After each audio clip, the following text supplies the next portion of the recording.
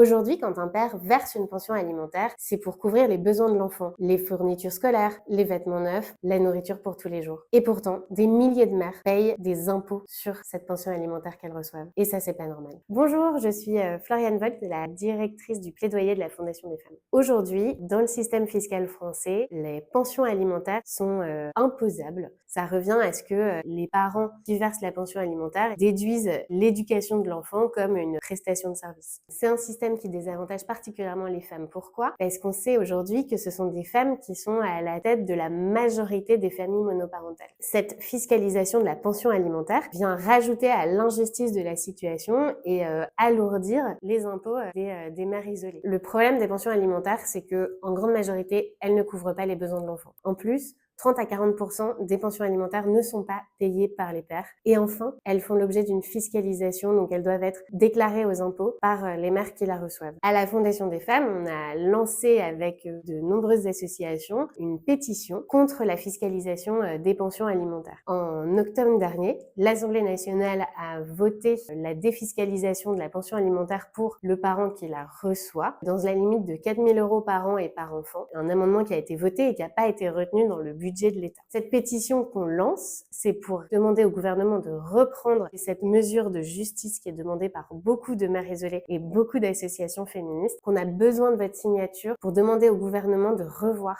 la fiscalité des pensions alimentaires et lutter contre la précarité des mères isolées.